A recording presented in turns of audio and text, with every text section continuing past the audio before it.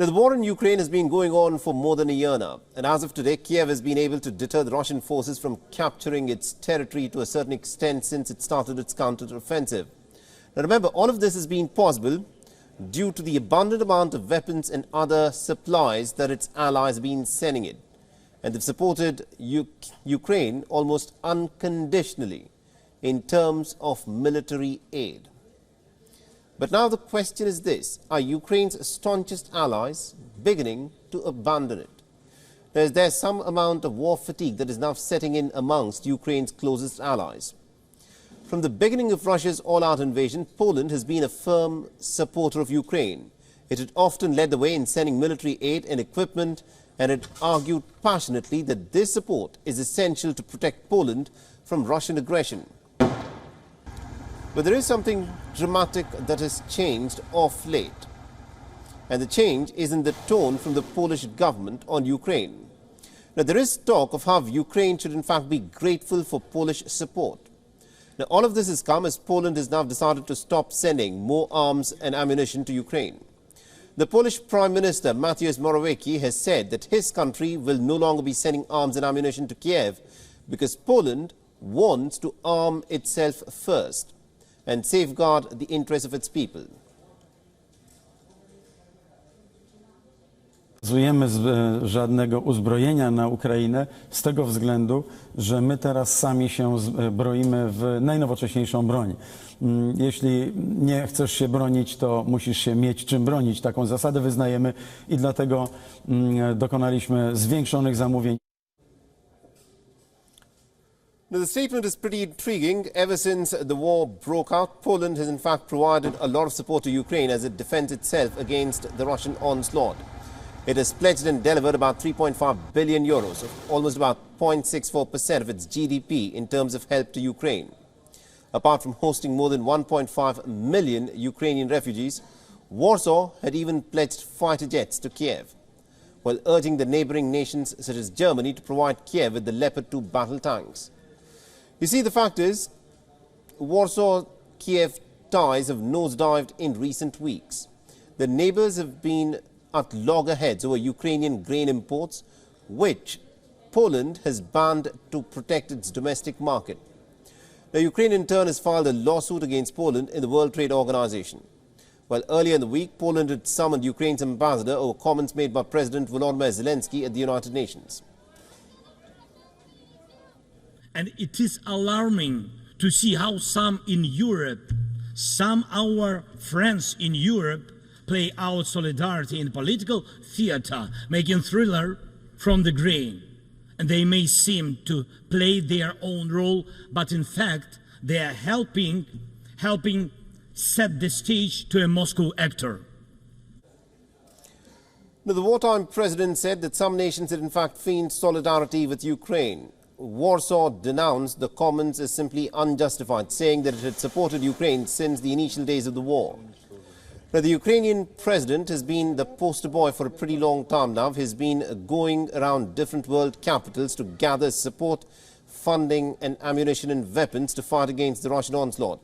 But now it seems that Volodymyr Zelensky is losing a bit of his limelight. The Ukrainian president was back in America to attend the United Nations General Assembly, although since his first visit to the country, there's been a stark contrast in the manner in which he has been welcomed this time round. Last time when he had visited the United States of America, Volodymyr Zelensky was hailed as a war hero. He was likened to someone like Winston Churchill.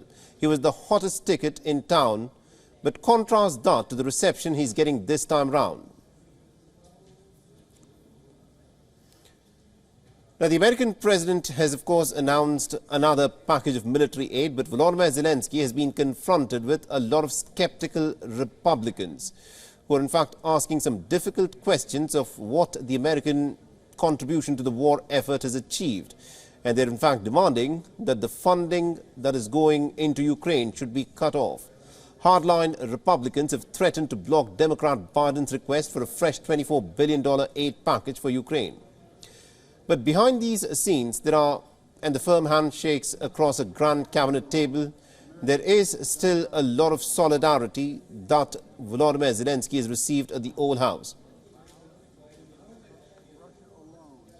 But what is not contested is, of course, the fact that the reception that Volodymyr Zelensky has received this time round appears to be way more cold than the reception that he had got when he had been there the first time. This time he spent his closed-door meetings in the United States Congress desperately trying to overcome the growing war fatigue from the Republicans. The last time round, there were standing ovations for Volodymyr Zelensky. Was traveling in.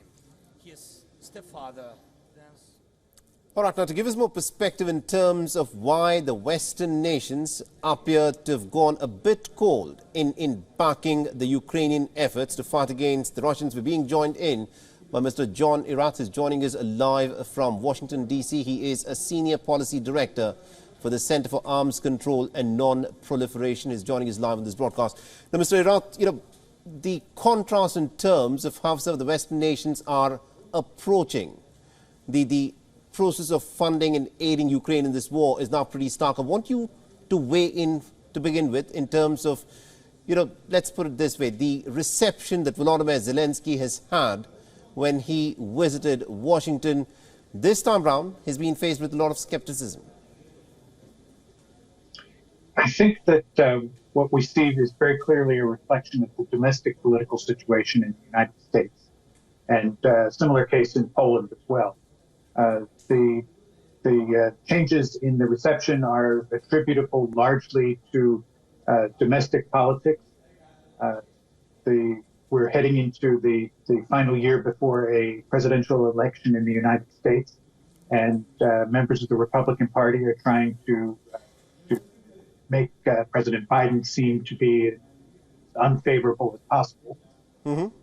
And at the same time, we have a difficult budget issue going on right now in the U.S. Congress, where the Congress is not able to come up with a way to fund the government beyond October 1st. Right. So everybody is worried about this, and it's a very serious issue, and I think that's what is occupying most of the attention of the lawmakers at this time. All right, very interesting. And also, to talk a bit about how Poland now does not want to send any more weapons to Ukraine.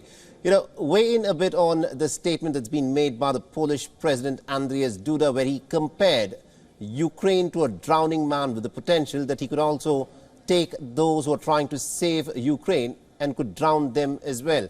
That's a very strong image of the condition that Ukraine presently finds itself in. Do you think Poland now is developing cold feet to back Ukraine in this war? I think also this reflects some of the politics going on in Poland. Obviously, I'm not as familiar with the Polish situation as I am with that in Washington. But the president's coalition depends on votes from agricultural interests, and the grain issue is something that is very important to them. At the same time, there are continuing threats from Russia and Belarus to Polish territory and sovereignty, and I think Poland has to take those very seriously in preparing its own defense. So we've seen what's the reception that Volodymyr Zelensky got in the United States. We've heard the Polish president say what he said. Do you think that this is a similar sentiment that will now start to begin echoing in other European capitals, like, for instance, in Paris and London and Berlin, and the other European nations also may develop war fatigue, which could in fact be now spoken about much more loudly?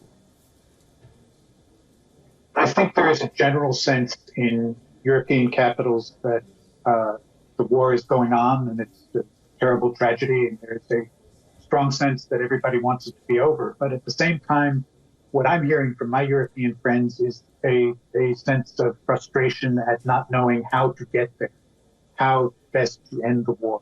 Nobody wants to see a victory for Russian aggression, would encourage such behavior in the future. But there is a sense that the suffering has gone on long enough, and that they want to be able to resolve it. And at the same time, you have to look at the role of Russian propaganda. It has been a continued Russian objective over time, since the Cold War and before, to divide NATO countries, to exploit divisions within them amongst NATO countries. I think that's an important point that you've raised, but it remains to be seen as to how far the Western allies of Ukraine are in fact willing to back Ukraine in this war effort. Thank you very much indeed, Mr. John Irat, for joining us and getting us all those insights there. WION is now available in your country. Download the app now and get all the news on the move.